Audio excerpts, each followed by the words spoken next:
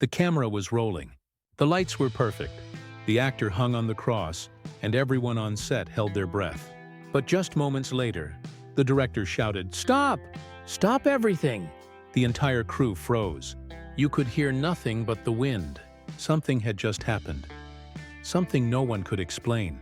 It wasn't a mistake in filming. It wasn't a technical problem. It was something far deeper. And for those who were there, they say it felt like time itself stopped. As if the scene they were filming was no longer just a performance, but a moment that touched heaven. It was supposed to be just another shooting day on the set of The Chosen. The schedule was tight. The sun was harsh, and everyone knew how emotionally heavy this scene would be.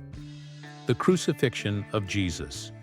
Still, the crew had done it before. They had filmed miracles, sermons, and emotional breakdowns.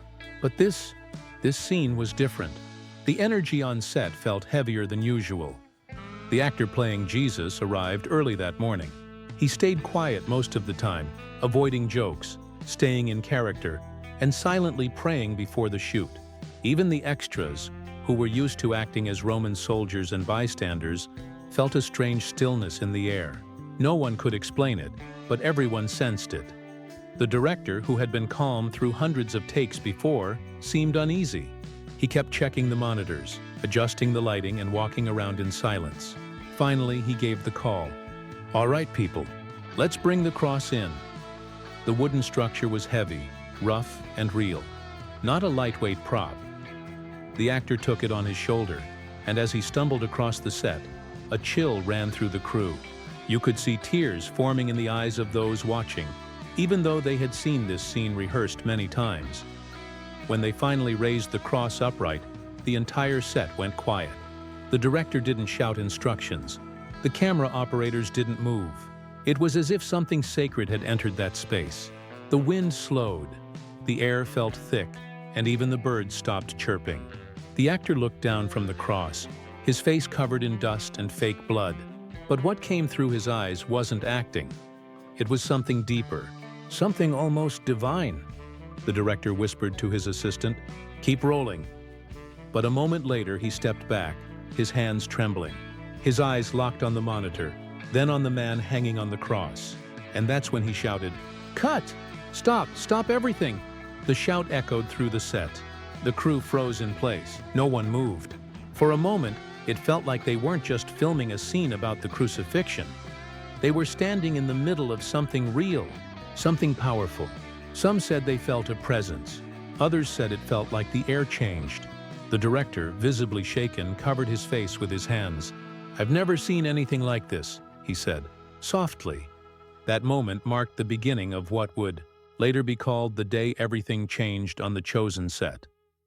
The day a film scene turned into something that felt more like a spiritual experience than a shoot. No one spoke for a long time after the director shouted, "Cut!" Cameras stopped rolling, but not because of a technical fault.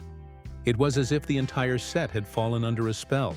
People just stood there staring at the cross. A few extras began to cry quietly. The assistant director tried to say something, but his voice cracked before any words could form. Everyone felt it. Something invisible had filled the space, something no one could name but no one could deny. The desert wind blew softly, stirring the dust around their feet. Yet it didn't break the strange calm. The man portraying Jesus was still on the cross, breathing heavily. He wasn't speaking, but his silence carried more power than any line ever could. The director lowered his headset and took a few steps closer, his hands shaking slightly. He had directed dozens of powerful moments before, but this one felt different. Raw, real, and unsettling. The crew who had been there for weeks said later that the air felt charged. Not like fear, not even like awe, but like standing at the edge of something sacred. One of the sound engineers later said that even the background noise disappeared from the recording during those few seconds, as if the world itself had gone silent to witness that moment. And the actor, he didn't seem like he was acting anymore. His eyes were open, staring toward the sky. There was pain in them, yes, but also peace, the kind that can't be faked. He didn't look at the cameras or the people. He seemed to be somewhere else entirely, caught between two worlds, one of film and one of faith. Then something remarkable happened. One of the extras, playing a Roman soldier, dropped his spear and fell to his knees. Another whispered, "I can't do this. It feels real." The makeup artist, standing by the monitor, wiped her tears with the back of her hand. And for the first time since the shoot began, the director couldn't bring himself to give another command. He just stood there, eyes glistening, watching as if afraid to disturb whatever had just happened.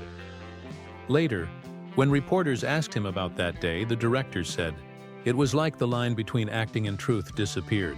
For a few seconds, it didn't feel like a set. It felt like something holy." Those who were there that day all agreed. It wasn't just a performance. It was a reminder, a living echo of the moment that changed the world over 2,000 years ago. They came to film a story about faith, but instead, they experienced it firsthand. Some called it a miracle. Others said it was the power of emotion, of art connecting to something deeper. But everyone left the set that day changed, quietly, humbly, as if they had witnessed something that words would never be enough to explain. The cameras were off. The crew stood still. Yet somehow, the scene continued. Not on screen, but in the hearts of everyone who was there. The man on the cross wasn't speaking. The wind had died down, and even the world outside the set seemed to pause. It was as if time itself had stepped aside to let something else take its place. Something timeless, something eternal. One of the camera operators later said, "I kept looking at the clock on my monitor, but the seconds didn't seem to move. It felt like the world had gone silent." It wasn't imagination. It was a shared stillness that no one could explain. People said it felt like they had been pulled out of the present moment, standing in a space that wasn't bound by time or reality. The cross no longer looked like a prop. It looked ancient, like it had been standing there for centuries. The actor hanging there had tears mixed with dust running down his face. His chest rose and fell slowly as though every breath was a prayer. The director took a step closer, whispering, "Don't move. Just stay." His voice trembled, and not from fear, but from reverence. Every person watching felt it too. They weren't filming anymore. They were witnessing something unfold. A few crew members described feeling warmth across their shoulders, like sunlight breaking through clouds. But the sky above them was gray. One of the extras said she heard faint music, though no speakers were on. No one could agree on what exactly happened, but all agreed on one thing: it didn't feel human. Then came a single sound, the actor whispering, "Forgive them." It wasn't part of the script yet. They hadn't reached that line, but his voice was calm, deep, and carried across the entire set. Some said they felt chills. Others said they couldn't breathe for a moment. It was as if that one phrase had reached through time itself and landed straight in their hearts. The director stood frozen. For a few seconds, he forgot he was a filmmaker. He forgot about lenses, lighting, and schedules. In that moment, he was simply a witness. The script in his hands trembled. He lowered it, realizing that what was happening couldn't be captured. Not fully, not completely. When the actor finally whispered, "It is finished," the spell broke. The air returned. The wind picked up. People began to move again, quietly, carefully, as though afraid to disturb what had just happened. The director blinked, looked at his crew, and said softly, "I think we just filmed something we weren't supposed to see." No one clapped. No one smiled. They didn't feel like they had finished a scene. They felt like they had witnessed history come alive. And though the cameras had stopped, every single person knew that what they saw that day would stay with them forever. After the scene ended, the director didn't speak for several minutes. He stood alone near the monitor, eyes fixed on the last frozen frame. The image of the man on the cross, head bowed, light spilling over his face like a painting. The crew waited for him to say something, but his silence was louder than any command. The air around him felt heavy, like he was wrestling with something deep inside. Not as a filmmaker, but as a human being. Finally, he removed his headset and whispered, "Turn off the lights." The crew obeyed quietly. The giant set, once buzzing with noise, fell into near darkness. Only a single beam of light stayed on the cross. The director slowly walked toward it, his footsteps crunching against the sand. Every eye followed him. He stopped a few feet away, his voice trembling as he said, "I've directed hundreds of scenes, but I've never seen anything like this." The crew exchanged uncertain glances. Was he still in character? Was he just overwhelmed? But his face told a different story. Pale, tear-streaked, and shaken. "When I called cut," he continued, "it wasn't because I wanted to stop the scene. It was because I couldn't keep filming. It didn't feel right to keep the camera rolling on something that didn't belong to us anymore." His words hit everyone differently. Some lowered their heads. Others looked at the ground, trying to process what they had just witnessed. The assistant director finally spoke. "What do you mean?" The director sighed. "I mean, I felt like we crossed a line, like the story we were telling started telling us instead." He explained that when he looked through the camera, it no longer felt like a set. It felt like he was standing at the foot of the real cross. The emotion in the actor's eyes, the stillness in the air, the unexplainable quiet. It all felt too real. "I thought I was making a show about faith," he said softly. "But today, faith showed itself to me." Someone from the crew placed a hand on his shoulder, but he didn't move. He just stared at the cross, whispering something to himself that only the nearby microphone caught. "Forgive me for treating this like a scene." No one applauded. There were no retakes that day.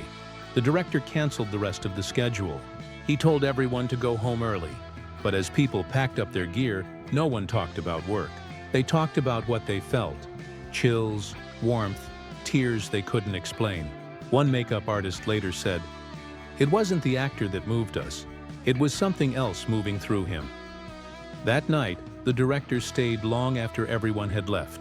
He sat on the ground facing the empty cross, notebook open, but no words written. The desert was quiet again, but he couldn't shake the feeling that what had happened wasn't meant just for the cameras. It was meant for the souls watching behind them. When the crew left the set that evening, no one spoke much. The drive back to their lodgings was unusually quiet. No music, no laughter, not even the usual chatter about bloopers or missed takes. The silence wasn't awkward. It was sacred. Everyone carried something with them from that day, but no one quite knew how to describe it. It wasn't fear. It wasn't confusion. It was reverence, the kind that follows after witnessing something bigger than yourself. Back on the set, the director stayed behind. The lights were off, the cross still standing under the dim glow of a single lantern. The sand around it was scattered with footprints, evidence of the hundreds who had been there. But it felt as though the desert itself was holding its breath. The director sat on a crate, head bowed, hands clasped together, as if unsure whether to pray or weep. He thought about all the films he had made, all the moments he had crafted for an audience. But none of them compared to this. This was something real. It didn't need editing, angles, or effects. It spoke on its own. He realized then that what they had captured wasn't a performance. It was truth, slipping into their world for a brief moment before vanishing again. The next morning, when the team returned, the air still felt different. The cross hadn't been touched, but someone noticed that the sand beneath it looked smoother, like the wind had swept it perfectly clean overnight. No one mentioned it aloud, but a few exchanged glances. It was as if the place had reset itself, washed by something unseen. During breakfast, one of the crew members broke the silence. "Did anyone else feel that?" she asked softly. Heads nodded. A camera operator said he hadn't slept, that every time he closed his eyes, he saw the image of the actor on the cross, lit by that strange golden light. The wardrobe assistant said she dreamed of standing at the foot of the real cross, hearing faint cries from a crowd that wasn't there. No one dared laugh it off. Later that day, when the director gathered everyone, he didn't start with his usual pep talk. He simply said, "What happened yesterday? That wasn't just acting, and we're not going to talk about it like it was." He paused, his voice low and steady. "Some things aren't meant to be explained. They're meant to be remembered." The team nodded silently. Some cried, some smiled through tears. Others just stood there, eyes closed. feeling that same quiet power again. The cameras would roll again eventually, but none of them would ever forget the silence that followed that day. A silence that didn't feel empty, but full. They came to make a show about faith, but walked away touched by it instead. And in that stillness, in that sacred quiet, every person on that set understood something simple yet profound. Sometimes, when heaven whispers, all you can do is stop, listen, and let the silence speak. The footage from that day sat untouched for nearly a week. No one wanted to be the first to review it. The hard drives were stored in a case, labeled simply, Crucifixion, Take 3. But everyone knew it was more than just another take. When the director finally decided to watch it, he didn't do it in the editing room. Instead, he set up a projector in the empty studio, dimmed the lights, and sat alone with his thoughts echoing in the silence. The first few seconds were ordinary. Camera adjustments, crew chatter, the soft hum of the boom mic. But then came that moment. The screen flickered and suddenly the set was alive again. The cross, the wind, the faces, everything looked sharper than he remembered. The light that day had a strange glow, almost unreal, like it wasn't coming from the sun at all. The director leaned forward, heart pounding. As he watched, he noticed something odd. The camera had kept rolling even after he called cut. The assistant must have forgotten to stop recording, and what the camera captured next made his skin prickle. The actor, still on the cross, opened his eyes and looked upward. He whispered something too faint to hear. The sound technician had missed it. But when the director raised the volume, a single phrase emerged from the static. "Be still." He froze. Those two words, soft, calm, almost carried by the wind, filled the entire room. They weren't part of the script. No one remembered hearing them on set. And yet, there they were, perfectly clear. The director felt a chill run through him. It wasn't fear. It was awe. It felt like that voice wasn't meant for the camera. It was meant for whoever was watching. Later, when he showed the footage to a few trusted crew members, they sat in stunned silence. One of them whispered, "It's like the camera captured something it shouldn't have." Another said quietly, "Or maybe something we needed to see." The director didn't reply. He just stared at the frame frozen on the wall. The actor's face tilted toward heaven, a faint shimmer of light cutting through the clouds behind him. For a long time, he wondered if he should include that footage in the final cut. But deep down, he knew it wasn't meant to be seen by an audience. Some moments, he realized, aren't meant for the world. They're meant for the soul. When he finally stood up to leave, he whispered to himself, "Maybe this is what faith really looks like. Not something we film, but something that films us." Outside the studio, the evening light broke through the clouds just like in the scene. It painted the world gold for a few seconds, the same glow they had seen that day. And the director smiled faintly, knowing that what had happened wasn't just for a show called The Chosen. It was a reminder that sometimes in trying to recreate faith, you might just find it staring back at you through the lens. Weeks passed, but no one could move on from that day. The scene had ended, the cameras had stopped, and the project had continued. Yet something inside every crew member had changed. The set felt different now. It wasn't just another filming location. People started whispering when they walked past the cross, not out of superstition, but out of respect. Even those who didn't believe in miracles began to speak softly around it, as if afraid to disturb whatever spirit lingered there. When the director finally gathered his team to discuss editing the crucifixion scene, no one knew what to expect. He stood in front of them, hands clasped, eyes heavy but calm. "We're not just telling a story anymore," he said quietly. "We're showing something sacred. Let's treat it that way." They played the footage in silence. No commentary, no technical talk. Just the sound of wind, breathing, and that haunting stillness. When the scene ended, the room stayed quiet. A few wiped away tears. One of the camera operators whispered, "It still feels like it's happening right now." That's when the director said something no one forgot. "I thought I was making a show about Jesus," he said softly. "But he was already here, long before we called action." It wasn't a line meant for interviews or headlines. It was something deeper. a confession of awe. The kind that only comes when a man realizes he's touched something far beyond his reach. For the rest of the production, things were different. The crew began to pray before every shoot, not out of ritual, but gratitude. The actor who played Jesus would often stand quietly off to the side, eyes closed, as if reliving that day in his mind.